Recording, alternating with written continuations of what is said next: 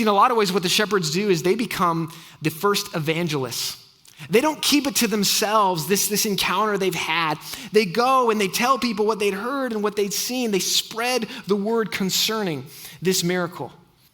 And what the shepherds do, which is pretty amazing, is they live into that. They hear it and they want to go and tell other people about it. See, in a lot of ways, what the shepherds do is they become the first evangelists. They don't keep it to themselves, this encounter they've had. They go and they tell people what they'd heard and what they'd seen. They spread the word concerning this miracle. You know, we use the word evangelism to talk about how do we share the story of Jesus? How do we share the gospel? But there's another word that we have used here at FCC that comes from a guy named Scott McKnight that talks about evangelism and telling the gospel story. And it's simply the word gospeling. You may have heard that before. Gospeling, really what it means is it's our embodied witness to who Jesus is and his story and how that story is impacting our own lives. Gospeling is the way that we just live our everyday, ordinary lives, paying testimony to Jesus. It's not just saying, yeah, I follow Jesus, but in my life, like you are involved and you are invited to come and just be a part of it. We can live life together and I can share from my experience from what God is doing, why I have hope and why I follow Jesus. Now, some of us in here, we would probably say we have the gift of evangelism. And to have the gift of evangelism means you're able to go and share that story of Jesus. You're able to tell people about that. And I think that's a great thing. I know some of us, we practice that, and maybe you go to the pier and you're really big on just, hey, I want to talk to people. I think a lot of times the people that have the gift of evangelism, you also just have the gift of gab.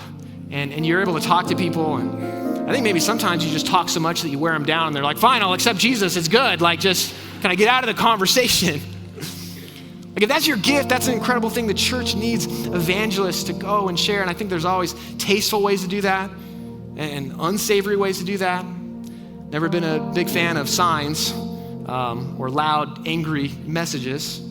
But I think genuine conversation and openness and availability to people is always a wonderful thing, especially in a world that feels so disconnected and disjointed, to make space to actually sit with someone and listen and hear. So if you have that gift, use that gift, that's a great thing. But also, gospeling is just the invitation for all Christians. For all of us as the church, this is our witness.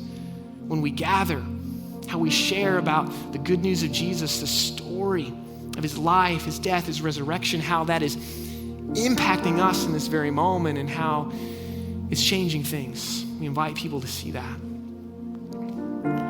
See, this Christmas season, I wonder if we might have that same posture as the shepherds. Just did a little gospeling. Just thought through that. God, help us be the people that witness to that story, to share it, to live it.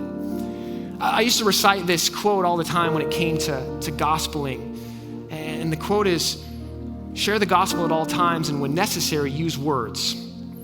We think that came from St. Francis of Assisi, but we don't really know. And I used to share that all the time, and I think it's a good quote, but I think sometimes it can be a little misconstrued because we should share words. We should be willing to tell people about what's happening. Yeah, it should be our lived, embodied experience, but we also tell people about that hope. I mean, God is a God of words. He gives us his word to guide us and instruct us, so we got to be people that speak. I love how Peter describes it. Apostle Peter, in his letter, he writes, 1 Peter 3:15, he says, but in your hearts, revere Christ as Lord, and always be prepared to give an answer to everyone who asks you to give the reason for the hope you have. But do this with gentleness and respect. Gospeling is this embodied act of witness in how we live and how we tell others and share the story of Jesus. You know, church, we're excited about Christmas. It's coming up.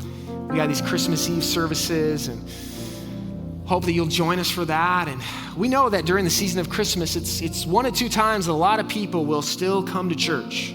Even though we live in a very secular society, in a post-Christian world, people will still come to church on Christmas and Easter. And because of that, we want to make sure that the doors are wide open, that there's a seat available.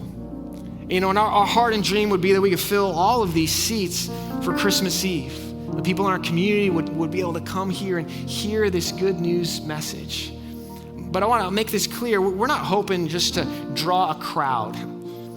You know, Jesus, he drew crowds in his life, but then he dispersed crowds too. But instead, what we would say is, God, don't just draw a crowd, but God, we want to let you build your church here. And let our lives be open to how you're working in us and through us.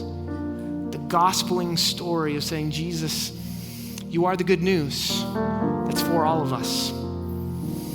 It's for all of us in this place. And what would it look like to be a church that said, we can embrace our status as ragamuffins because our deepest conviction is that we are loved by Jesus. We've done nothing to earn it or deserve it, and yet that is the good news. The good news that will cause great joy for all people.